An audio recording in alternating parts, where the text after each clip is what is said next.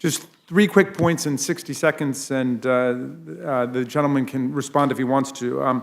Number one, his entire argument was devoted to places where there might be some controversy around privilege, although I don't think that really exists, but fair enough. What about the 9,000 pages where any claim to privilege has clearly been waived and abrogated? Does the gentleman not think that the committee has the right to interview Mr. Meadows about all of these unprivileged documents that he voluntarily submitted to the committee? Number two, as opposed to the theory offered by the chair and the vice chair of the committee that Donald Trump's calling his book fake news was the precipitating factor of Mr. Meadows pulling the plug suddenly on his participation with the committee, you offer the suggestion that it was because he discovered suddenly, I think many weeks later, that his phone records were somehow at issue with the committee, but in fact, the committee's not going to get the substance of any communications. It's simply the records of calls having taken place, and I think the gentleman would agree that the Supreme Court has said that that is not material that's covered by Fifth Amendment privilege or Fourth Amendment, or that requires a subpoena. That's just an objective fact in the world whether calls took place. And finally, I think the gentleman has offered misplaced emphasis on the Mazars case, which deals with a situation where there's a conflict between the branches. Here, the two branches agree. President Biden has said for the executive branch, there's no executive privilege that's being asserted, and Congress agrees that this material is absolutely necessary. And of course, as you know, the D.C. Circuit found that not only was there no compelling interest to override the people's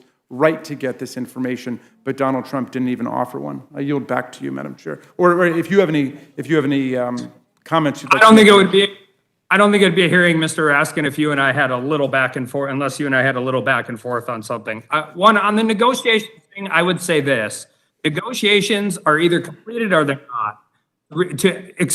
And I've read all of the correspondence, and I would actually contend that Mr. Meadows has worked very diligently to provide non-privileged information and has at least expressed viable options for dealing with the privilege issue. But you cannot reasonably expect somebody to show up in an adversarial position when you have essentially told them that you will ask them about what is being contended to be privileged in the middle of the non-privileged information. That is an unrealistic place to be. It is an unrealistic place to be in an adversarial deposition. And either negotiations are complete or they're not. And you can just say, we're going to ask you about unprivileged information, but then we're going to ask you about information, and you do it line by line in an 8-hour adversarial deposition. With regards to the Verizon case, whether it's Fifth or Fourth Amendment implications, and I think this is something that we should be careful of just wholly regarding whole investigation. This isn't a criminal case, and a criminal prosecution is not legitimate legislative purpose. And as we keep veering into those areas and mixing the grounds, listen, we are reading out of criminal statutes far too often in defense of this investigation. I have to remember that is specifically determined that a case is not a legislative purpose. And with regards to the privilege claim and conflicts between the two branches, Nick, we've talked about this before, and I'll be brief here, has asserted that former presidents have some right to executive privilege, and it's a totality of the circumstances. That's where, regardless of how this is going to be determined, the times aren't done in court. They just simply aren't. These cases are not finished yet. And so with that, I yield back. Okay. I'll just say before yielding back to you, Madam Chair, as Mr. Morelli emphasized, if you agree that a certain category of subject is not privileged and you offer documents about it, that does not absolve you of your obligation to testify about it.